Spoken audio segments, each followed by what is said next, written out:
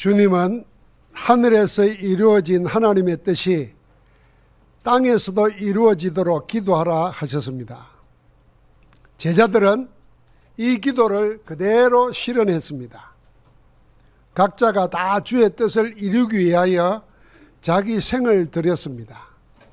그러다가 서로의 의견이 충돌할 때는 주의 뜻이 이루어지는 것으로 같이 인도를 받았습니다. 성삼위 하나님은 주의 뜻에 자기 뜻을 내려놓는 자를 통하여 땅에서도 그 뜻이 이루어지게 하셨습니다. 전도자 바울은 계속되는 환난에도 언약하신 뜻을 이루고 계시는 하나님의 역사를 따라갔습니다.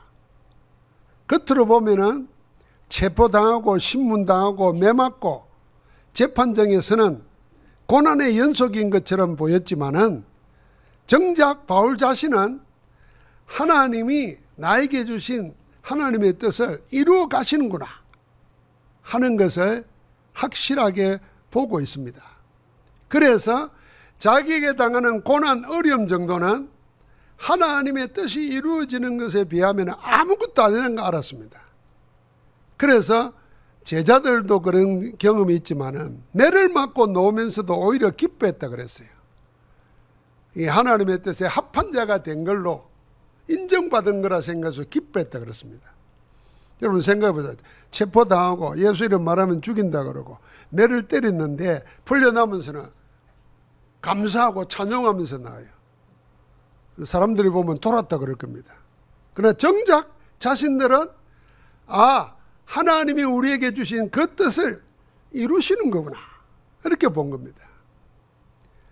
우리가 지금 당하는 현실을 그 눈으로 볼 수 있다면 여러분과 내가 지금 당하고 있는 현실은 다른 차원의 것으로 바뀌어질 겁니다. 그래서 하가변하여 복이 되는 겁니다. 사도행전 27장에 바울은 제수의 몸으로 재판을 받기 위해 로마로 압송되는 모양새입니다. 그러나 실상은 주의 뜻이 이루어지는 현장입니다. 마치 세계복음화의 언약을 꿈으로 받은 요셉이 노예로 팔려가는 것과 똑같습니다. 제수의 몸이 되어 온갖 곤욕을 당하는 것처럼 보이나 실상은 보이는 것과는 정반대입니다.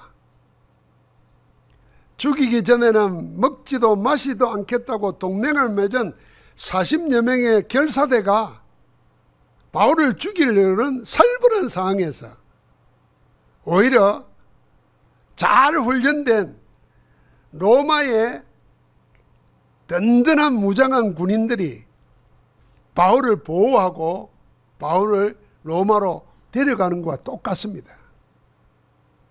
그러니까 누가 바울이 제수로 간다 이런 건 겉만 보는 사람이지 실제로 보면은 바울은 로마로까지 보호받고 가는구나 이렇게 보이는 겁니다. 많은 경비와 수고를 해야 갈 수 있습니다.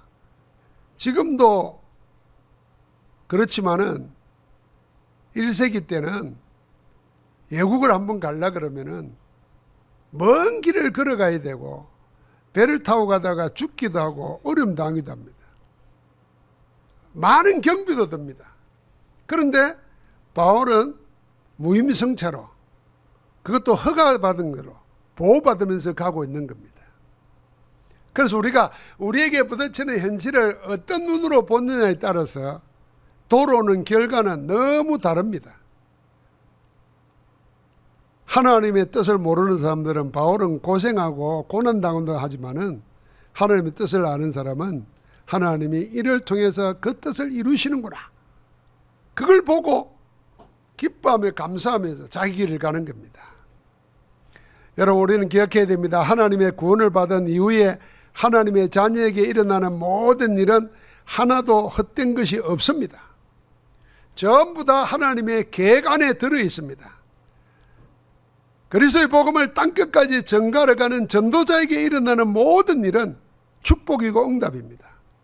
바울은 지금 그렇게 응답을 받고 있습니다.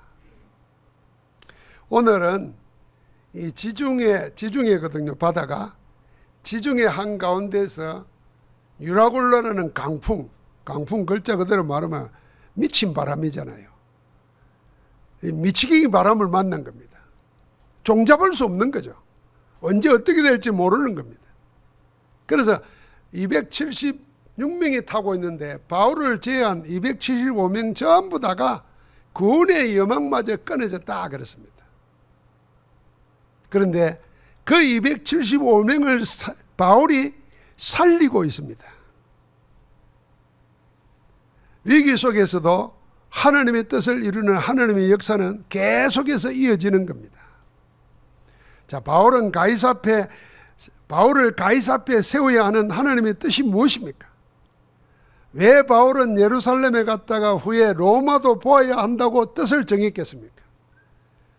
무엇 때문에 하나님은 바울의 말을 두 번이나 그대로 인용하면서까지 기어코 그를 로마로 가이사 앞에 세우려고 합니까?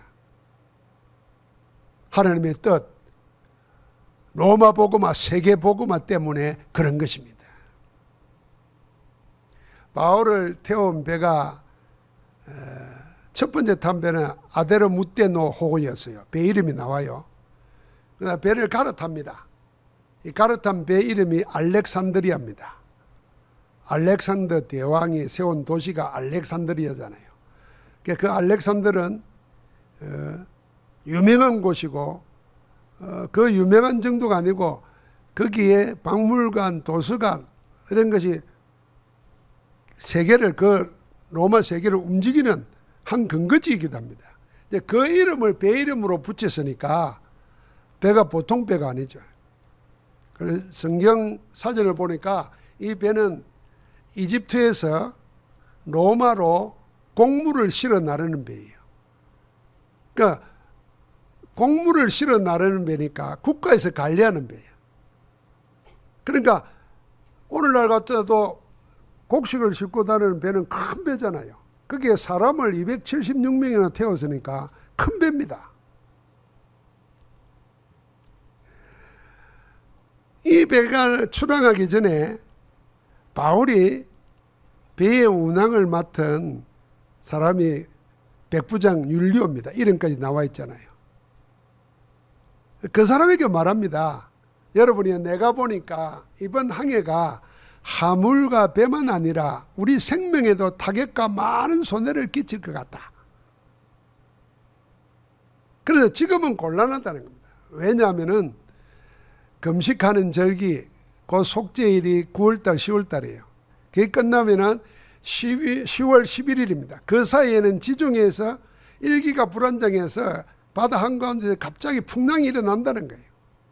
그리고 실제로 바울은 고린도서에 보니까 고백에 보면은 3번이나 바다 한가운데서 배가 파손되는 경험을 했어요. 나름대로 그쪽에서는 할 말이 있는 사람이에요.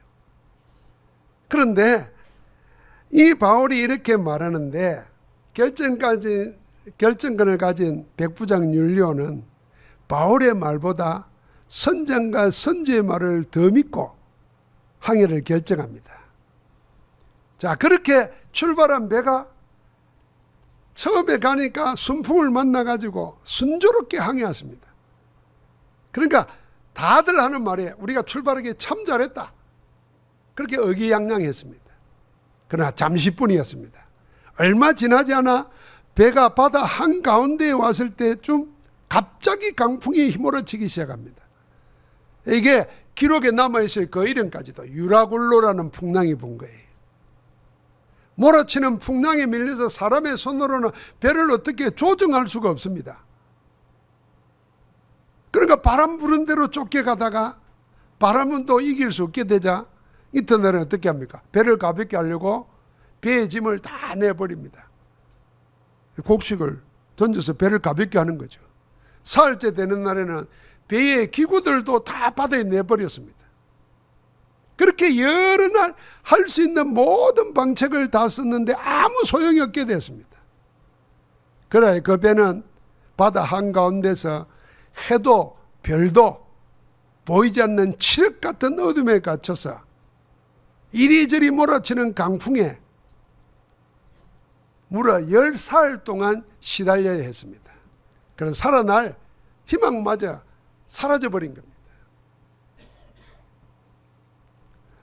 바다에 풍랑이 일어나는 것은 그냥 자연 현상입니다. 사람이 풍랑을 만드는 게 아니지 않습니까? 자연 현상으로 일어나는 풍랑을 예측하고 피할 수 있는 길은 얼마든지 있습니다. 물론 예측을 하고도 피하지 못하고 당하는 경우가 많습니다. 이번에도 사실은 그렇습니다. 전도자 바울의 말보다 선장과 선주의 말을 더 믿은 백부장의 결정은 풍랑을 자초한 꼴이 되었습니다. 우리도 이런 실수를 종종 합니다. 종종이 아니라 아마 늘 그러고 있는지 모릅니다. 틀림없이 예측하고 피할 길이 있는데도 기회를 놓치고 당합니다. 예고를 무시하다가 번번이 풍랑 가운데로 스스로 걸어 들어가는 경우가 흔합니다. 미리 알고 대처하면 얼마든지 피할 수 있고 당하지 않아도 되는 재앙을 스스로 자초하는 경우가 많습니다. 어디서 그런 게 나올까요? 11절에 요 한마디 안에 모든 원인이 다 나옵니다. 재앙의 원인이. 백부장이 선장과 선주의 말을 바울의 말보다 더 믿더라 그랬습니다. 누구의 말을 듣는가? 무엇으로 자기 뜻을 결정하는가? 여기에 따라서 앞날이 결정됩니다. 대부분의 사람들은 백부장처럼 결정하다가 원치 않는 낭패를 당합니다. 그 원인이 첫 번째, 선장과 선주의 말을 전도자의 말보다 더 믿었습니다. 여러분, 선장은 배를 항해하는 전문 지식과 바다에 대한 많은 경험을 가진 자 아닙니까? 선주는 배의 화물주입니다. 돈을 가진 자입니다. 그러니까 백부장이 그런 것처럼 사람은 무엇으로 뭘 결정하냐면 거의 다 이렇게 합니다. 이게 돈이 되나? 이게 내게 얼마나 이익이 될까? 이익이 내게 얼마나 돌아오는가? 그걸로 결정합니다. 그 경제적 이익을 따라서 그걸 얻으려고 지식과 경험을 쌓고 그것 중심으로 결정합니다. 자기 뜻을 정하는데 경제적인 이익과 경험 중심으로 모든 걸 결정하는 것은 인간만 그런 게 아닙니다. 동물도 마찬가지입니다. 짐승도 살기 위해서 경험과 이익 따라서 움직입니다. 현대사회는 이걸 얻으려고 많은 공부를 통해 지식을 쌓고 실전 경험을 통해서 그 실력을 축적하고 입증합니다. 그 모든 것으로 경제적 이익 벌려고 돈 벌려고 돈을 위해서 모든 걸 결정합니다. 내 삶의 모든 결정의 중심이 돈이라는 겁니다. 지금 백부장이 그렇게 결정한 겁니다.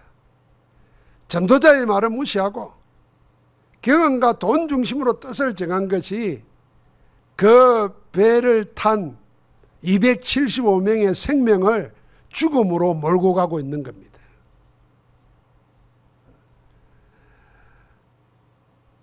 두 번째, 세 번째 원인이 나옵니다. 그게 27장 12절 말씀에 둘 다 나와 있습니다.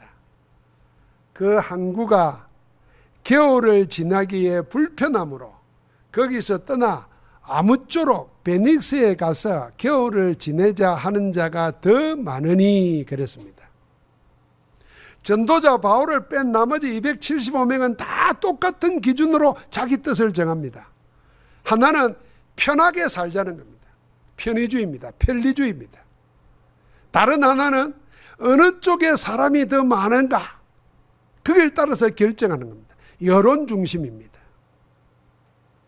자, 우리가 뭘 결정할 때 다 돈 되는가 이익 되는가 이거. 그 다음에 편리한가 편한가.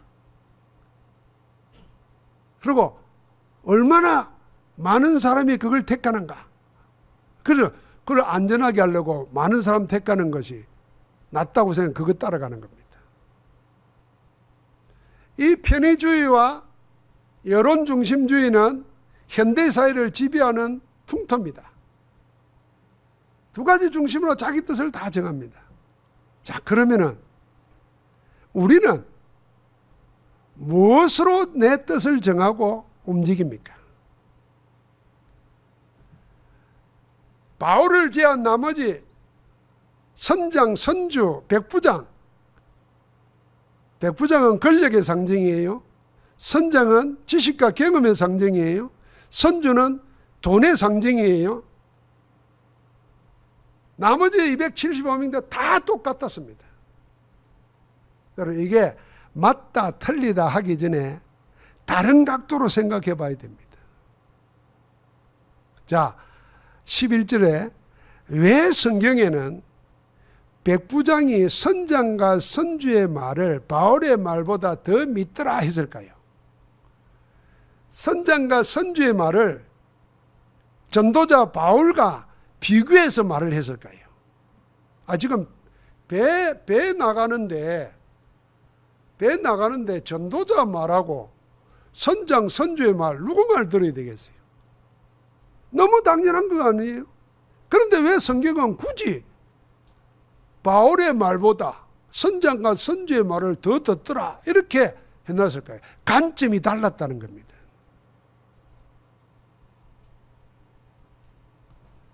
여러분, 우리는 다른 뜻을 생각해야 됩니다. 사람의 경험과 지식을 넘어서는 하나님의 말씀을 가진 자, 쉽게 편하게 살자는 욕망에서 노는 편의주의와 더 많은 사람의 의견이 더 확실하다고 생각하는 세상 소리로는 도무지 알 수 없는 하나님의 말씀, 하나님의 뜻을 가진, 그게 전도자의 말입니다. 그 말이 백부장에는 없었다는 것입니다. 그러니까 경험과 지식이 한계에 부딪힐 때, 돈이 한계에 부딪힐 때, 그걸 넘어서서 나를 인도해 줄 다른 무언가가 있어야 되는데 그게 없었다는 것입니다. 하나님의 사람들이, 신앙생활하는 사람들이 하나님의 말씀이 기준이 되지 않으면 내가 한계에 부딪혔을 때 나를 이끌어줄 말씀이 없으면 당연히 어디 따라가겠습니까? 당연히 세상 소리 따라가는 거예요. 경험, 지식 따라가는 겁니다. 그래서 그 한계에 더 얽매이는지 모릅니다. 전도자는 누가 전도자입니까? 사람의 말이나 세상 소리를 전달하는 자가 아닙니다. 전도자는 세상을 장악한 흑암 세력을 무릎 꿇게 만드는 예수 그리스도 이름의 권세를 가진 자가 전도자입니다. 전도자는 이익과 손해를 따라서 자기 뜻을 정하는 자가 아닙니다. 영원하신 왕, 성삼위 하나님의 말씀, 반드시 성취되는 살아있는 하나님의 말씀을 전달하는 자입니다. 전도자는 하늘에서 이루어진 하나님의 뜻이 이 땅 우리에게도 이루어지도록 24 기도하는 자입니다. 이 백부장이 바울의 말을 듣지 않았다는 말은 사람의 말을 듣지 않았다는 뜻이 아닙니다. 지금 바울을 제수 몸으로 로마로 가게 만드는 하나님의 뜻을 못 봤다는 것입니다. 하나님의 말씀을 못 가졌다는 것입니다. 그러니까 늘 생각하는 그대로 가는 겁니다. 여러분, 이제는 하루를 시작할 때 꼭 무슨 일을 당하고 난 다음에 어느 것이 하나님의 뜻입니까? 묻지 말고 아침에 눈을 뜨면은 항상 이 생각을 해야 됩니다. 오늘 나는 무엇을 기준으로 내 삶을, 내 생각을, 내 판단을 결정하는가? 아마 지금 그렇게 잠깐 질문을 해보면은 여러분, 내가 지금 고민하고 염려하는 것이 전부 다 세상의 기준, 경험의 기준, 이익의 기준, 이것 때문에 일어나는 건지 모를 겁니다. 만약 하나님의 뜻이 지금 이 일에 어디에 있을까 묻기 시작하면은 전혀 다른 길을 하나님이 열어주실 겁니다.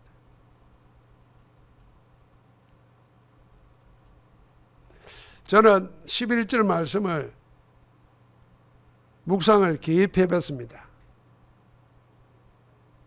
백부장이 바울의 말보다 선장과 선주의 말을 더 들었다가 아니에요. 더 믿더라 그랬습니다. 여러분의 경험, 지식, 경제적 이익, 많은 사람이 택하는 것 중요합니다. 그러나 그건 참고로 해야 됩니다. 그것마저 무시하면 안 됩니다. 다 참고를 해야 됩니다. 그러나 거기에 하나님이 내게 원하시는 뜻이 어디 있는가, 무엇인가, 그걸 찾아야 됩니다. 하나님의 말씀을 붙잡아야 돼요. 하나님의 말씀을 못 가지고 하나님의 계획을 못 보니까 어디로 끌어갑니까? 풍랑 속으로 가는 겁니다. 풍랑 만나는 겁니다. 지금 세상은 풍랑 만난 세상입니다. 이 풍랑 만난 세상을 누가 살립니까? 그 풍랑 속에 재앙당하고 죽음의 위기에 맞은 사람을 누가 건질 수 있습니까? 그 답이 바울이 전간 메세 속에 담겨 있습니다. 우리가 이건 같이 한번 읽어보겠습니다. 27장 22절부터 25절 말씀까지입니다. 같이 하겠습니다. 내가 너희를 권하노니 이제는 안심하라. 너희 중 아무도 생명에는 아무런 손상이 없겠고 오직 배뿐이리라. 내가 속한 바 곧 내가 섬기는 하나님의 사자가 어젯밤에 내 곁에 서서 말하되 바울아 두려워하지 말라. 내가 또 하나님께서 너와 함께 항해하는 자를 다 내게 주셨다 하였으니 그러므로 여러분이 안심하라. 나는 내게 말씀하신 그대로 되리라고 하나님을 믿노라. 그림 한번 그려보십시오. 바다 한가운데서 풍랑을 만났습니다. 칠흑 같은 어둠이 10나흘 동안 계속됩니다. 14일째 날입니다. 사람들은 기진맥진해 있어요. 그런데 한 사람, 죄수로 끌려가는 전도자 바울이 일어서서 한 말입니다. 여러분 신기하지 않습니까? 같이 풍랑을 만나고 같은 배에 타고 있고 같이 똑같은 어려움 당하는데 275명, 그동안 아무 풍랑 없을 때는, 문제 없을 때는, 재앙 없을 때는 힘 가진 자가, 돈 가진 자가, 지식 경험 가진 자가 세상을 움직여 갔는데 지금은 누가 움직이고 있습니까? 다 풍랑 만난 속에 한 사람, 기도하고 기도 응답 받은 한 사람, 죄수 바울이 지금 275명을 나가여 말하는 것입니다. 여러분 누가 풍랑 만난 세상을 살릴 수 있습니까? 권력자입니까? 아닙니다. 지금 권력자의 상징이 로마의 백부장은 속수무책입니다. 풍랑이 밀어 닥치면 세상 권력 아무 힘이 없습니다. 더 정확히 말하면 권력 잃어버리면 아무것도 못합니다. 선장의 경험이 풍랑 맞는 세상을 건질 수 있을까요? 풍랑을 헤쳐가는데 약간의 도움은 될 겁니다. 그러나 유라굴라 같은 강풍을 만나면 전문가의 경험도 아무 힘이 되지 않습니다. 그러면 선주에 맡겨간 재력이 재앙을 해결할 수 있습니까? 어림도 없습니다. 여러분 이런 재앙이 오면, 이런 풍랑이 오면 제일 먼저 나가 떨어지는 게 돈입니다.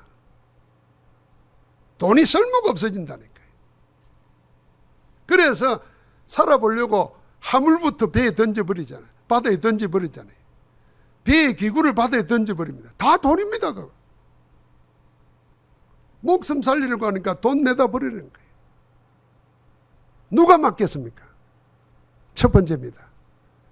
24 기도하는 자가 풍랑 맞는 세상을 살립니다. 지금 기도 응답 받는 사람만이 풍랑 맞는 세상을 구할 수 있습니다.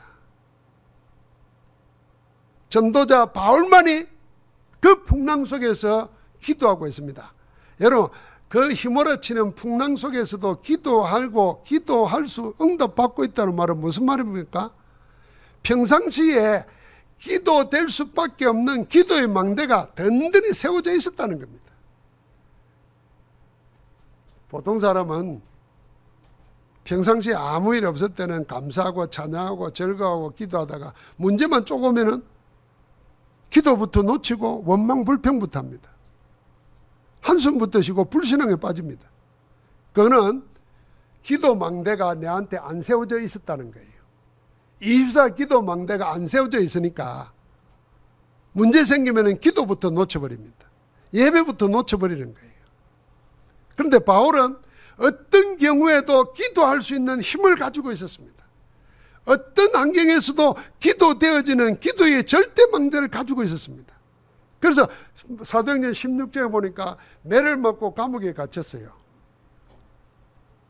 여러분, 바울이 맞은 배는 로마 군인으로부터 맞은 매입니다. 로마 군인은 채찍을 때리잖아요.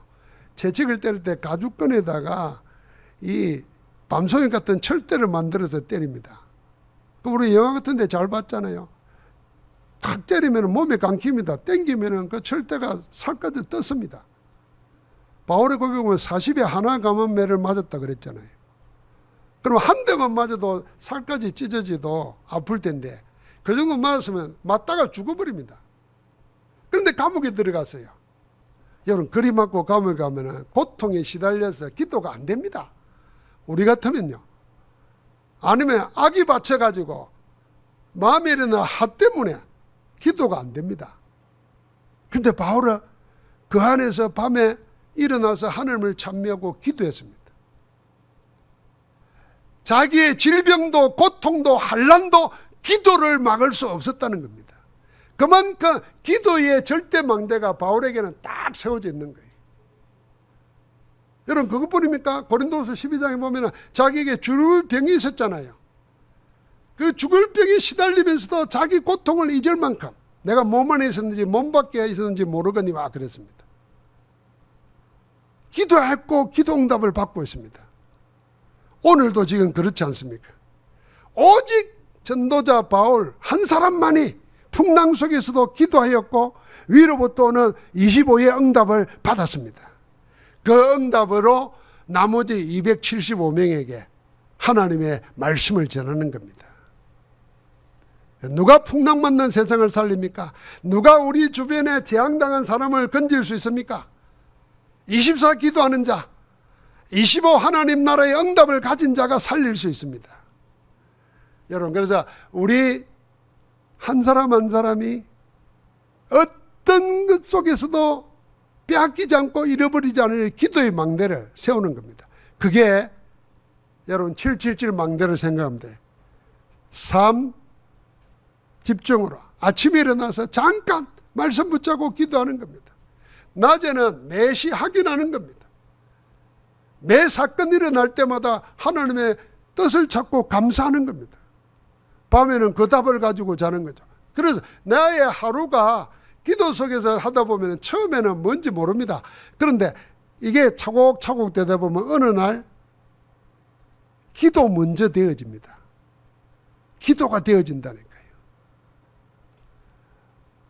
우리 신앙인의 제일 큰 문제는 뭐냐면은 기도는 형식적으로 하고 생각과 내 계산을 더 철저하게 하는 데 있습니다. 기도를 형식적으로 한다는 말은 진짜 하나님의 뜻이 뭔지를 답 얻기 전에 내 생각, 내 계산 따라 빨리 움직이는 겁니다. 그래서 기도는 함께하는 그리스도를 누리면서 하나님의 나라를 기다리는 겁니다. 확실한 하나님 나라 뜻이 일어날 때까지 기다리는 거예요. 그러니까 누리면서 기다리고 하나님의 때가 되면은 도전할 수 있는 힘을 하나님이 주십니다. 그래서 절대 불가능 속에서도 절대 가능한 일을 기도하는 사람을 통해서 하시는 겁니다. 오늘 지금 바울을 통해서 그렇게 하시는 겁니다. 두 번째, 누가 살릴 수 있습니까? 이건 같이 한번 하십시다. 하나님의 말씀을 응답으로 받은 자가 살린다. 자, 바울은 기도했고 응답을 받았는데 무엇으로 응답받았습니까? 말씀을 응답으로 받았습니다. 그래서 바울이 말했지 않습니까? 어젯밤에 주의 사자가 내 곁에 서서 말하기를 그랬습니다. 천사는 말씀을 전달하는 자예요. 하나님은 기도하는, 풍랑 속에서도 기도하는 바울에게 말씀의 심부름꾼으로 천사를 보냈고 말씀을 답으로 주신 겁니다. 그 말씀을 응답으로 가진 자가 지금 풍랑 맞는 세상을 살리고 있습니다. 여러분, 그래서 우리가 하나님의 말씀을 응답으로 받은 사람, 그 사람은 진짜 남을 도와줄 수 있고 살릴 수 있습니다. 우리가 좋은 책을 읽고 감동을 받아도 적어놓고 외우기도 하잖아요. 그러면 사람 만나면 그 말 써먹기도 하잖아요. 근데 그러다가 어린 사람이나 뭐 또 어려움 당하는 사람이 있으면 내 말은 안 했는데 내가 읽은 말을 가지고 또 그 사람을 위로하고 할 수도 있어요. 그런 걸 보고 상담이라는 겁니다. 그러나 바울은 지금 상담하는 게 아니라니까요. 그 지금 275명의 풍랑만 나가지고 10살 동안 시달리다가 열나흘째 때 기진맥진해 있는데 먹지도 못하고 있는데 뭔 상담을 해요? 상담이 아닙니다. 하나님의 말씀을 전해야 됩니다. 그래서 성경에는 선지자를, 에스겔 선지자를 하나님의 영이 어디로 인답니까? 해골 골짜기로 인답니다. 해골이 뭡니까? 사람의 형체를 가지고 있는 시신이 아니에요. 뼈다귀잖아요. 다 죽었잖아요. 생명 떠난 지 오래된 겁니다. 보여주면서 뭘 보내냐니까 마른 뼈다귀가 가득합니다. 하나님 묻습니다. 이게 살겠느냐? 그래. 여러분 나 같으면 어떻게 돼봐야 되죠? 살 수 있습니다. 이렇게 말하는 사람은 계산이 빠른 사람이에요. 못 삽니다. 이거는 하나님은 없다고 생각하는 거죠. 근데 에스겔은 뭐라 그랬습니까? 주께서 하시나이다. 주의 뜻이 있으면 사는 겁니다. 살릴 수 있습니다. 이런 말씀이죠. 그럼 어떻게 살립니까? 네가 살리라는 거예요. 어떻게 살립니까? 네가 마른 뼈에게 말씀을 대언하라 그럽니다. 대언이라는 말 무슨 말인지 알죠? 네가 대신 말해라 그 말이에요. 여러분, 기도 응답 받은 사람에게는 하나님의 말씀을 주시고 그 말씀으로 세상 살리라고 우리를 대언자로 세우는 겁니다. 그래서 우리는 우리의 말을 하는 게 아니라 하나님의 말씀을 대언하는 겁니다. 신기하죠? 하나님의 말씀이 대언했는데 마른 뼈들이 서로 맞추어지고 거기에 살이 붙고 피가 돌고 살아났습니다. 아직 움직이를 못하니까 생기를 보고 대언하라 그럽니다. 생기에게 대언했습니다. 생기가 그 속에 들어가자 마치 흙으로 지음받은 하나님의 형상이 코에 생기를 부어내니까 사람이 된 것처럼 마른 해골이 하나님의 군대가 되었습니다. 그럼 말씀이 우리를 살리는 겁니다. 하나님은 여러분과 나에게 말씀으로 응답을 먼저 주십니다. 자, 어떻게 해요? 그래서 우리가 성경 가지고 있는 겁니다. 그래서 성경을 통해서 설교로 메시지를 하는 겁니다. 여러분의 말씀을, 설교를 하나님의 말씀 내게 주는 응답으로 받을 때 그 말씀이 풍랑맞는 세상을 살립니다. 그 말씀이 문제, 고통 속에 있는 사람을 살리는 겁니다. 그러니까 여러분과 내가 뭘 중심으로 신앙생활을 해야 되겠습니까? 여러분의 신앙생활 중심이, 우리의 신앙생활 중심이 뭡니까? 우리의 기분입니까? 우리의 이익입니까? 하나님의 말씀이어야 됩니다. 말씀이 하면 됩니다. 그러면 오늘 마지막에 세 번째면 옵니다. 누가 세상 살립니까? 바울은 이 응답을 받고 그대로 증거했는데 그 하나님이 어떤 분입니까? 바울은 이렇게 말했습니다. 여러분이 안심하라. 나는 내게 말씀하신 그대로 되리라고 하나님을 믿노라. 나는 내게 말씀하신 그대로 되리라고 하나님을 믿노라. 하나님은 말씀을 주시는 분입니다. 예수 그리스도는 말씀이 육신을 입고 우리 가운데 오신 하나님이십니다. 그 하나님께서 모든 말씀을 성령을 통해서 주시고 깨닫게 하십니다. 그러니까 내게 말씀하신 그대로 행하시는 분이 하나님이십니다. 여러분과 내가 하나님 말씀이 없는데 하나님이 행할 수가 없어요. 지금 여러분을 붙잡고 있는 말씀이 뭡니까? 내가 붙잡은 말씀대로 하나님이 행해 주신다니까요. 그 바울은 믿음의 본을 제대로 말한 거예요. 나는 내게 말씀하신 그대로 되리라고 말씀을 주신, 말씀을 이루시는 하나님을 믿는다. 이 한마디가 여러분과 내가 모든 풍랑을 이기는 길인 줄 믿습니다. 지금도 여러분과 나는 24 기도 속에서 살아 역사하시는 하나님의 말씀을 응답으로 받아 그때 그대로 역사하십니다. 그래서 한 가지만 붙잡으면 돼요. 주신 말씀 그대로 행하시는 하나님, 나에게 성취될 하나님의 말씀을 주옵소서. 여러분, 우리 예배 드릴 때마다, 설교 들을 때마다, 메시지 들을 때마다, 성경 읽을 때마다 그렇게 기도하십시오. 말씀대로 이루시는 하나님, 내게 성취될 하나님의 말씀을 주옵소서. 내가 하나님의 말씀을 응답으로 받아 풍랑만난 세상 살리게 하옵소서. 여러분, 결과는 어떻게 되었습니까? 하나님이 행하시는 전도가 이겁니다. 기도하는 사람, 말씀을 응답으로 가진 사람, 말씀대로 행하시는 하나님을 믿는 자를 통해서 275명 모두를 다 살렸습니다. 자기를 잡아가는 백부장도 살리고, 돈 믿던 선주도 살리고, 경험 지식 의지하던 선장도 살리고, 그 밑에 종로로 하던 모든 군인들도 살립니다. 그 정도입니까? 나중에는 섬에 이르렀는데 그 섬에서 병들어 있는 그 섬 사람들을 다 살립니다. 하나님이 행하시는 전도는 모두를 살리는 전도입니다.